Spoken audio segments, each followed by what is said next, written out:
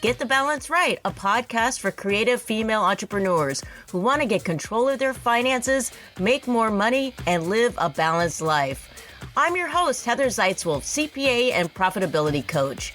Join us each week to learn ways to run a more profitable business through inspiring discussions with financial professionals, business experts, and thought leaders. If you're looking for a quirky spin on business with a dab of woo-woo, grab your headphones. Together, we will break through our fears, live a life of abundance, and get the balance right.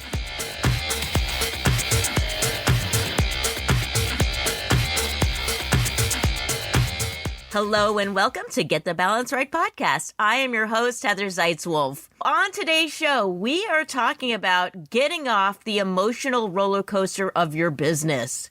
Oh yeah, if you've been in business, you know what I'm talking about. To discuss this topic, we are joined by Sarah Walton, who is a success coach and the host of the Game On Girlfriend podcast. As an intuitive business mentor, she has helped hundreds of women start and grow businesses that they love. We get into all kinds of juicy stuff like influence, imposter syndrome, money mindset, and the importance of using data to make conscious decisions rather than letting emotions hijack our success. Beyond the occasional emotional roller coaster, I really haven't been on a real roller coaster in years. Back in the day, I was really into roller coasters. The more vomit-inducing, the better. Although I never actually did throw up, but sorry, I just said throw up. That's so gross, isn't it? It's such a gross-sounding thing. Vomit's pretty gross, too. All right, anyways, back in the 80s, when I was in college in Atlanta, I used to love going to Six Flags. It's actually the only Six Flags I think I've ever been to is that one. This is back in the 80s, okay? I had a bright colored mohawk, and families would pay me money to have their pictures taken with them at Six Flags. This may sound really far-fetched by today's standards, but back then, funky colored hair was rare, especially a girl with a bright green spiky mohawk. I mean, I had the shaved sides and everything. I was a novelty, and I embraced it. To some, I was a goddamn freak, but I didn't care. It was so funny, like people would stop their cars and they would lock their doors, like if I was standing by. Yeah. Anyways, I didn't care, because you know why? I was making between $3 to $5 a photo at Six Flags. Ka-ching, ka-ching, ka-ching. Because of this cash cow, I like to frequent Six Flags, because my modeling career there was easily paying for my entrance, my snacks, and my transit fees. One time when my mom visited me in Atlanta, I brought her to Six Flags. I mean, why not? It pays for itself, right? So we're at Six Flags and, we're taking her on a ride. I don't remember. I think my mom was probably, I'm going to say she's probably in her 60s at that time. And back then, I'm in my 50s now. 60s doesn't seem that old. But back then, people who were in their 60s seemed really old, unless it was just me that thought they seemed really old. Anyways, my mom seemed old. Anyway, so we're at Six Flags. I brought her there, and we get in line for the roller coaster. But I don't tell her which ride that we're waiting for. I probably said it was some basic ride. I don't really remember. Now, I would never do this now, but of course I was 17, 18, something like that. So we were in line, and the line was so long that it wrapped around a section of the park. You couldn't really see the roller coaster in the distance, but as we got closer to the entrance, the roller coaster came into view. My mom spotted it in horror and realized that was the line that she was in for. She kind of freaked out. And I was like, Mom, I promise you it's going to be fun. And she was a good sport. She decided to stay in line for the ride. However, as we turned the corner and the bushes kind of thinned out at that point, looming above us were 3 giant loops of tracks. We're standing there and suddenly we feel this strong burst of wind. as a car full of screaming people whizzed by us, and then they were thrusted upside down in front of us, and they made the first loop. My mom looked at that, completely frightened, and I assured her, it's gonna be fun! You have nothing to worry about! It's fine, Mom, it's fine! At this point, we'd been in line for a while. She totally felt like she was duped. And I did kind of like, this is sort of like I kind of played a trick on her. I knew that there were loops, right? And I just decided just to keep that key piece of information about those loops out of it. Now, although my mom was a far cry from an adrenaline junkie, my mom was a good sport about this whole thing. I mean, my mom loves to do fun things. This was not in her wheelhouse at all, but she ended up riding that roller coaster and triumphantly did not get sick, although she thought she was going to. However, I don't think it was particularly a very fun experience for her. In fact, nearly 35 years later, my mom passed away earlier this year, and I did talk about this on the podcast. Nearly 35 years later, while she was near death in hospice, so this is this year, she would have turned 95 this year, she was still condemning me for this roller coaster prank. It was like one of those things I never heard the end of. But why am I telling you this story and admitting I did a horrible thing to my mom that she was literally taking to her grave? Well, there are a few morals in this story. Here they go. The metaphorical roller coaster that we ride in our business can be, and I've come up with 3 things, although I think that there are more, but I do want to get to the conversation with Sarah Walton. Here's number 1, regrettable. These metaphorical roller coasters, they may suddenly appear before us when we don't have time to react. Just like my mom standing there. We'd been in line and now she sees these 3 loops in front of her. Like her, in our business, we get on board thinking we're just going to ride it out, but instead we get tossed and turned. We feel remorseful over our hastened decision. The emotions that we feel from this can cause us to be extra cautious and avoid taking risks in the future. If this has happened to you, where you've made a decision suddenly, you jumped on board and totally regretted it, you are not alone. Those types of experiences, you don't forget them, right? Because those types of experiences tend to burrow into our hippocampus and can unconsciously affect our actions for the remainder of our lives. Case in point, if you have ever had an embarrassing moment at a karaoke bar after having one too many gin and tonics, then you know exactly what I'm talking about. However, if the song you sang was Madonna's Human Nature, then spoiler alert, you know what I'm going to tell you next.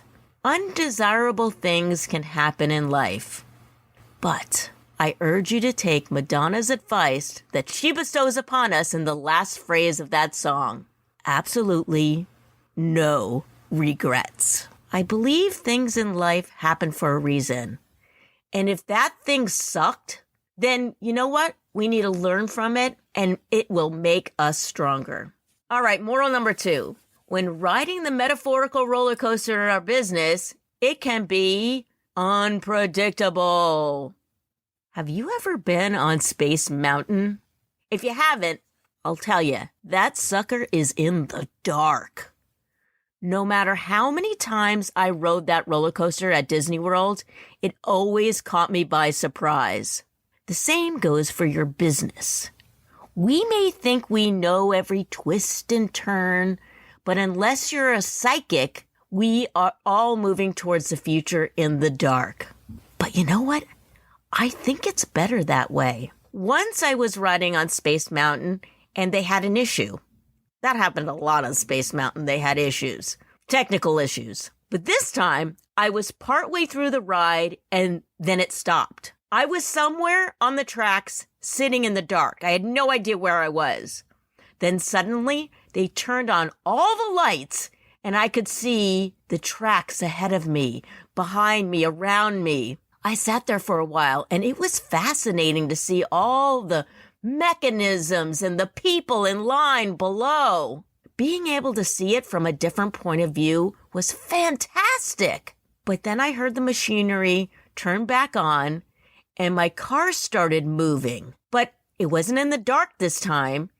The lights were on for the remainder of the ride. Now, I told you that every time I rode that roller coaster, it caught me by surprise. Except for this time. Being able to see what was ahead of me totally removed all the excitement. The element of surprise was gone. Remember this for your business.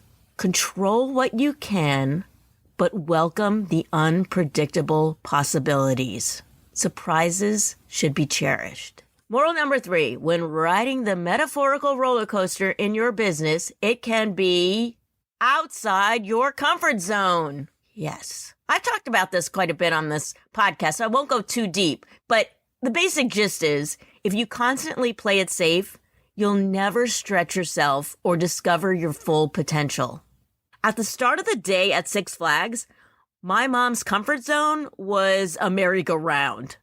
But by 2 in the afternoon, she had just completed 3 upside-down loops and didn't vomit. She may have not been too thrilled about my prank, but man, it gave her bragging rights for her remaining 35 years.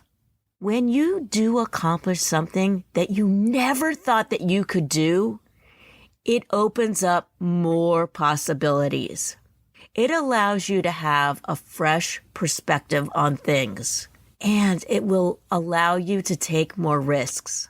All right, now that you've gotten the moral of the story, actually, the 4th moral is don't dupe your mom like that. Don't try to trick her or prank her when it comes to rides at amusement parks. Lesson learned, right? All right, let's move on to our guest today, Sarah Walton. In our conversation, we talk about emotional roller coasters of business. However, we're going to talk about the negative side of the emotional roller coaster and ways that you can avoid having that happen in your business. Rather than letting it turn into some sort of metaphorically crazy, out of control ride that flies off the tracks, Sarah's going to help us kind of make this a little bit more predictable and give us some tangible ways that we can deal with it. Let's face it, being an entrepreneur these days comes with a whole host of challenges. In this episode, we address many of those challenges. All right, guys, I think you're really going to enjoy this discussion. Here is my conversation with a fast-talking and engaging Sarah Walton. Sarah Walton, thank you for being here at Get the Balance Right podcast. I am so excited to be here with you today, Heather. Really excited. I think we have some good stuff coming out. For the people who don't know you, you have a great podcast I've been listening to. You're also a coach, a mentor. Tell us a little bit about yourself and your podcast. My podcast is called The Game On Girlfriend Podcast because the game is on. This is not practice life. This is the actual game. And I talk about pretty much everything under the sun when it comes to our intuition, our motives, our ambition, our drive, what inspires us, and then how we actually get those things done. Yes, I'm a business coach and I can teach all the things and do all this stuff, but you can look that up on Google. It's about why you're not doing what you know you need to do. It's about filling the gap in between what you want and what you have, and understanding that the only thing in between those two is that you are either doing something you don't know you should be doing, or you don't know something that you need to know. And I always feel like it's my job to help you get in the game and figure out exactly what that gap is and how you close it. Do you just love doing the podcast? And I love having the podcast. I think it's so much fun. It's a lot of fun. Part of it is a labor of love because it's a lot of work. People have no idea how much work goes into a podcast. It's not something that you can just wing it. You have to do research and find out about each person that you're going to be interviewing. And then there's all the editing that's involved in social media. And it's a lot. That's why a lot of people have that pod fade where they start a podcast and then they're like, ugh, too much work. It is hard. We're actually working on our 100th episode. It's been a lot of fun. I think it's such a great medium, and I think it allows people to learn and consume kind of in their own way, which is really cool. Yeah, and you've dove into a lot of really interesting topics on your show, and we'll talk more about your podcast later, but let's dive into the topic for today, which is getting off the emotional roller coaster of business. Now, we both work with female entrepreneurs. Is there something about this emotional roller coaster that seems to happen more with women over men? Or is this just something that just doesn't matter your gender? Or tell me about this emotional roller coaster. Oh, those are some loaded questions in there. I'm going to do my best to sum up on that. But those of us that have businesses, we know, like, how many times have you cried? How many times have you just look at your screen and you just stare at it and you're like, why do I do this? Why? But then there's like the thought of not doing it is even more painful. There's a lot of emotion that goes into running, starting, maintaining your own business. I happen to believe, physiologically speaking, gender sort of matters in that physiologically, between the two hemispheres of the brain, you got the right brain and the left brain, women have more connected tissue between the two, meaning the hemispheres of our brain are actually physiologically wired to connect more often. And that can be both a really big burden and a really huge strength. Just like for men, physiologically, I'm not like stereotyping like those guys, just physiologically speaking, if you have a brother or a spouse or even a colleague who's male, and you say to them, hey, listen, could you help me with XYZ? And they'll be like, I'm doing something. It's like they can't do both. And it's not a dig, but they focus on one thing at a time. They get it done. And then they do the next thing. And we get pissed. We're like, yeah, you do that. But then there's all this stuff over here. And when this needs to get done, that needs to get done. And I think it's our strength in that as women, we bring all that emotion, all that right brain, all that heart, all of that intuition, all that instinct into business in a way that men, quite frankly, can't. And again, not a dig. I'm just talking physiologically. It's a really interesting phenomenon. And what happens for those of us that are truly emotionally tied to the business, especially right now in the age of influencer, like we're all the faces of our brands, all that kind of stuff, it gets personal and you get wrapped up and wild and crazy. And somebody's negative comment because they had a crappy day, like devastates you for a day, or when you get better at it, 5 minutes, right? But even then it's still time out of your day that you're like, how could they say that? You get all worked up and mad. But if we can flip that emotion around and couple it with data instead of emotional responses, you can make something incredibly strong that has all the pillars it really needs because it's surrounded by the emotion and the heart and backed up by data and objectivity in a way that I think we can really start to hone in on to have women be even more successful in business. I think we've really taken off, but I think there's more ground for us to cover. And I think it's a really cool time to be a woman in business. Yeah.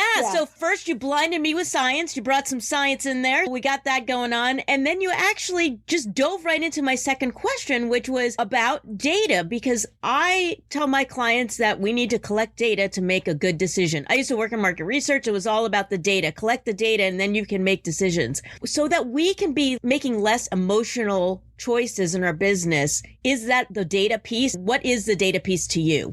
Yes, it's absolutely what the data piece is. But it's also when we get to the point in our business where we can lift that personal a little bit. We're a little bit more confident in our skill set. And I don't care if you're painting or making cupcakes or you're a coach or you have some huge consulting marketing firm. It doesn't matter. When you start out, you have that lower level of confidence just because you're terrified and it's all new and you're trying to do everything at once. And that rocks our confidence to start. And then as that confidence builds up, you can start to pull yourself apart from the business a little bit and look at it as, what does the business need? And then what do I need as a person?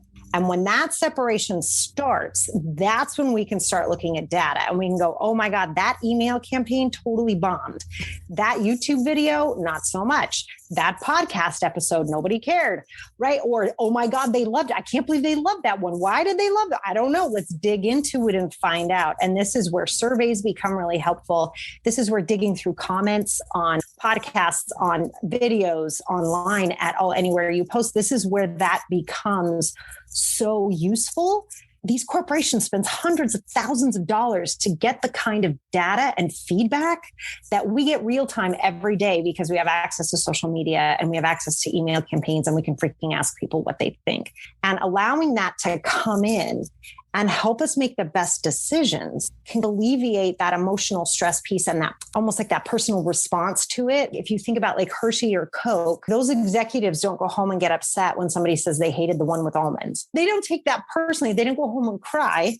right? They're like, all right, let's look at the data and figure it out. And that is an elevation to our perspectives on business that I think all of us want to run towards, to get to that point where if I said to you like, oh my God, Heather, you can make $1 million in 6 months if you start doing this one thing. You'd probably start doing it, or whatever your magic number is. That's what I mean by allowing yourself to be led by data. Does that make sense? Yeah, of course. It totally makes sense. Now it's the barrier of getting to that place where you will pay attention to the data, that you will actually collect data and all of that. Do you think for female entrepreneurs that maybe there might be some sort of self-sabotaging going on before they get to it, like imposter syndrome or something like that? Yeah, I actually call it upper limit problems, which is not my term. That comes from Gay Hendricks' book. It's called The Big Leap. There's something he talks about, and he actually starts to use it as a verb. He's like, you're upper limiting yourself. He talks about it that way. It's a concept I'm shocked I don't see around more. And it's one of the pillars of what I work on with my clients and my students, is that there's really 4 massive barriers to our upper limit. We're going along, we're having a great time. And sometimes it's imposter syndrome.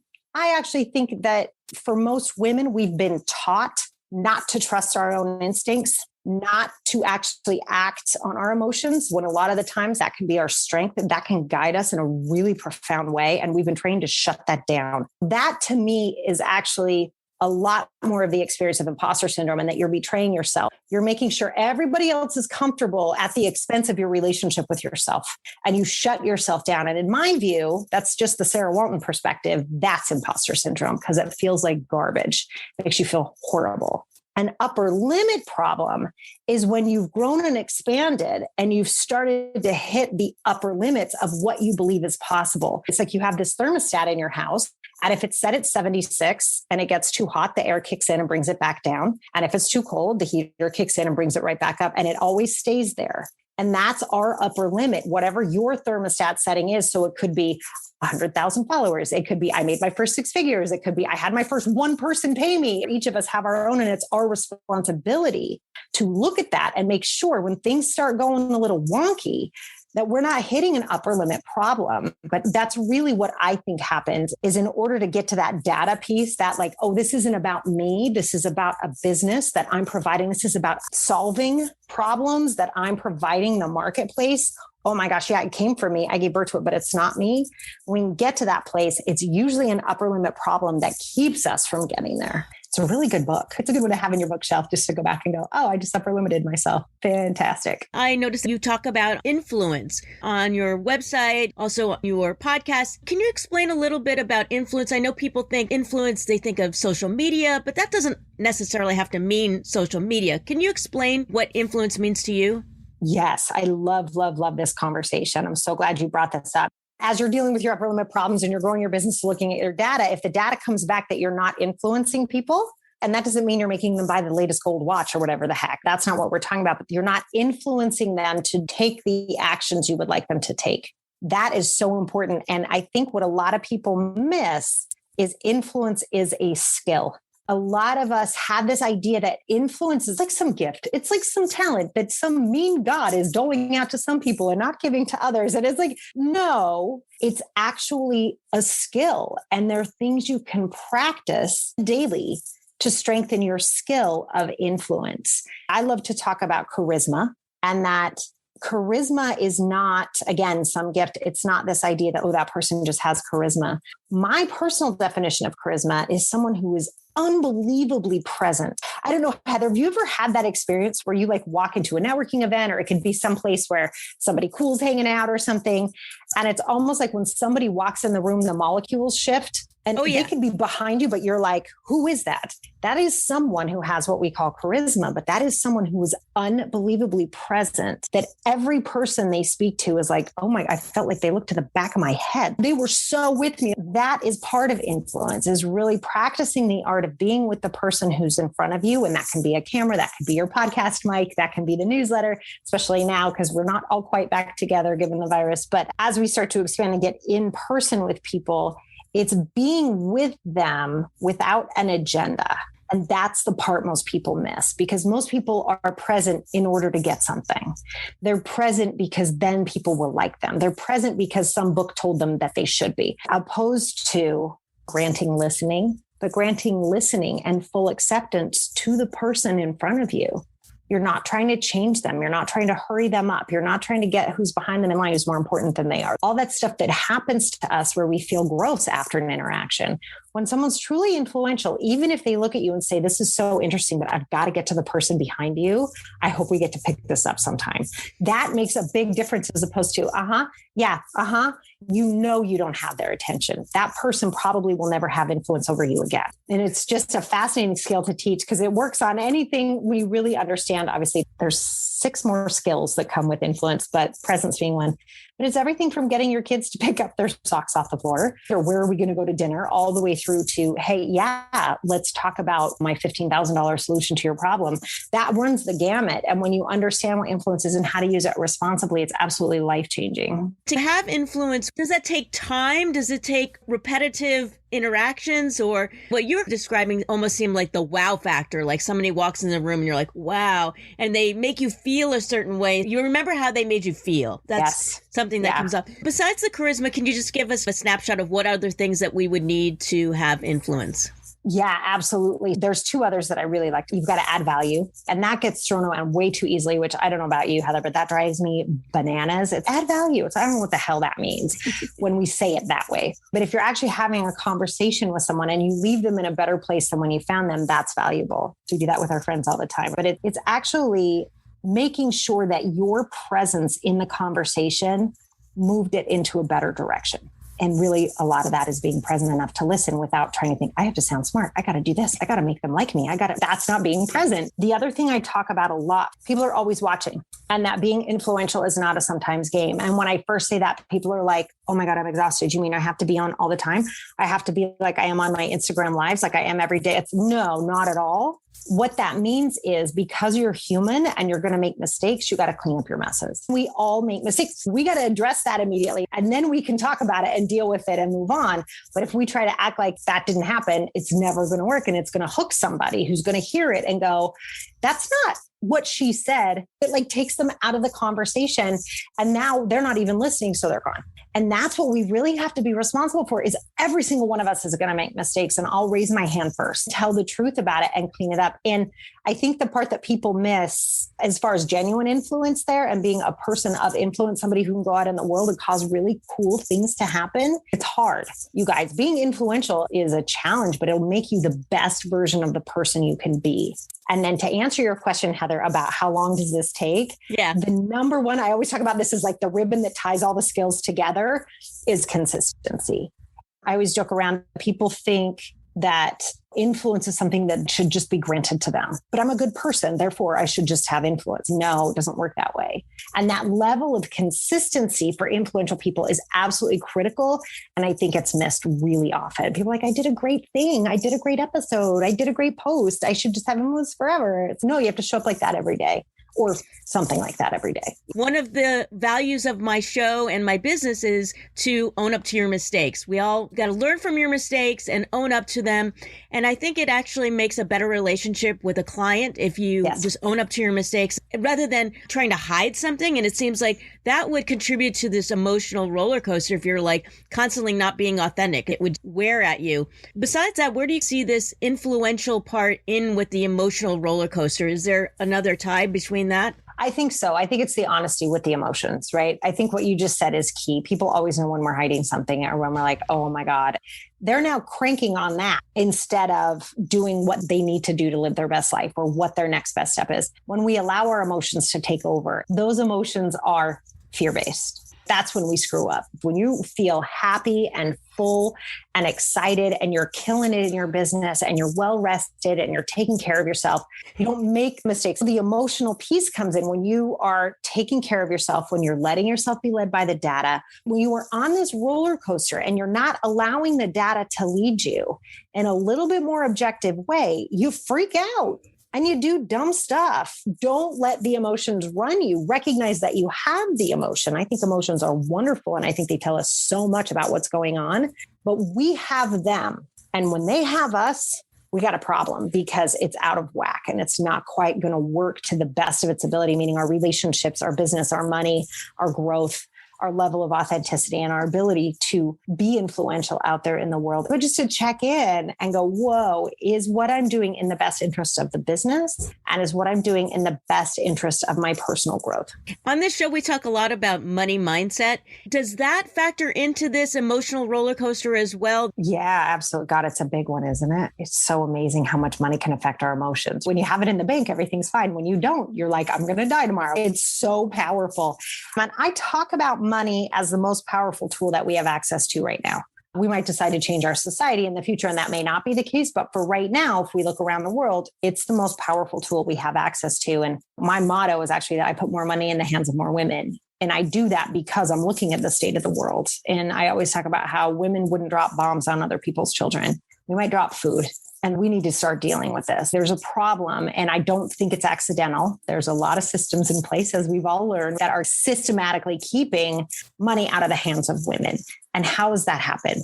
Women are scared of money. We get scared that we don't know how to handle it, that we can't earn enough of it, that no one will pay us what we're really worth, that we're bad if we want it, that we should do what we do for free. Just like I always say, just like they say to brain surgeons, someone's going to die if you don't do that surgery. You should do it for free.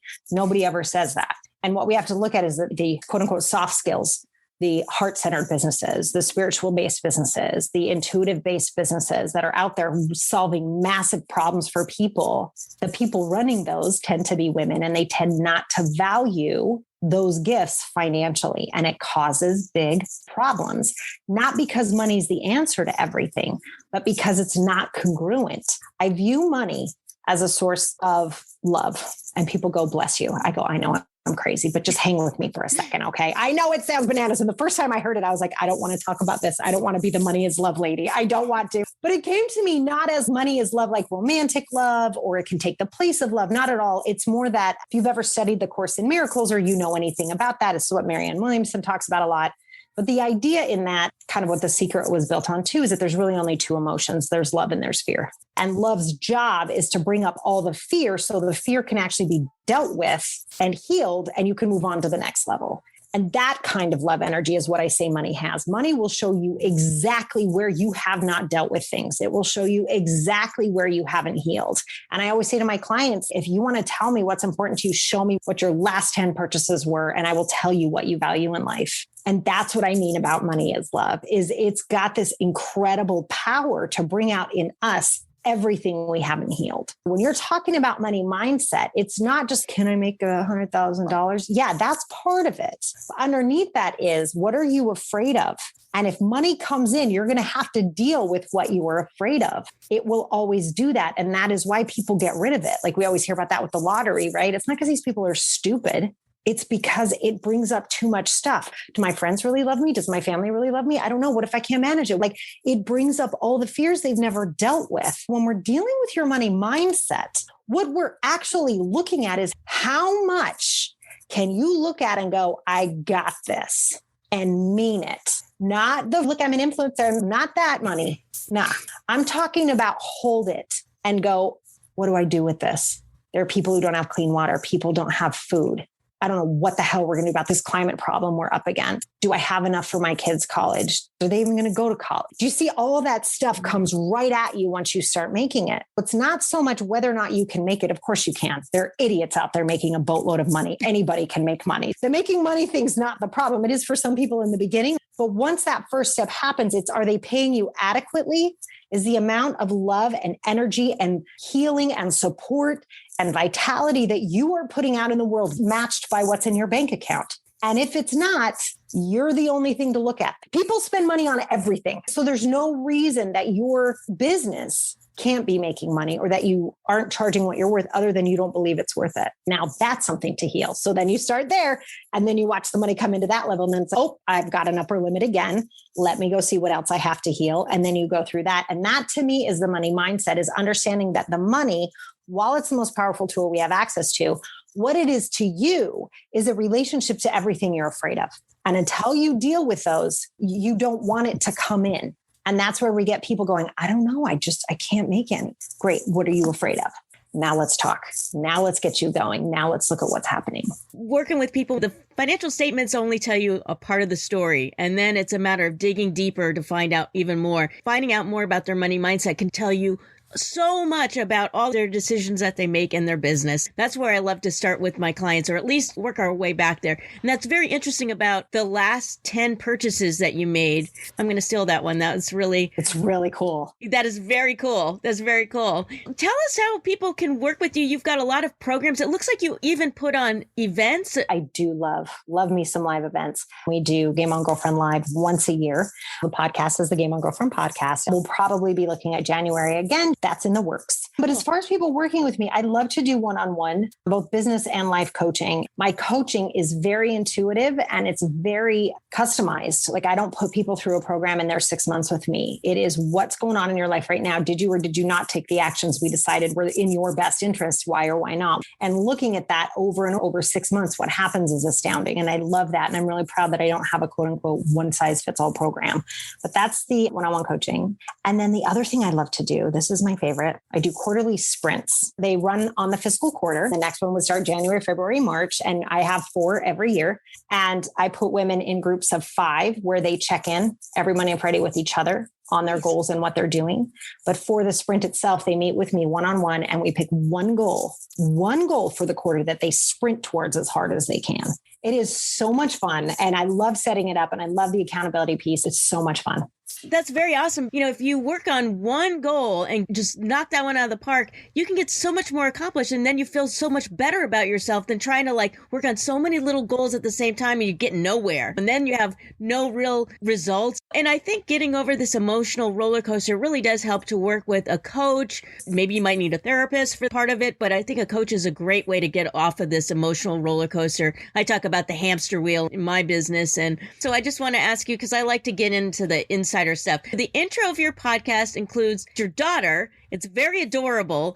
And she's mentioned something about being an imperfect vegan. Can you explain what that means exactly? We had way too much fun recording that, by the way. Oh my gosh, way too much fun. She was great. She was 9 at the time that she did that. She's a little older now. I think she's a little bit embarrassed about it, but I don't think I can take it off because I love it so much. It's very cute.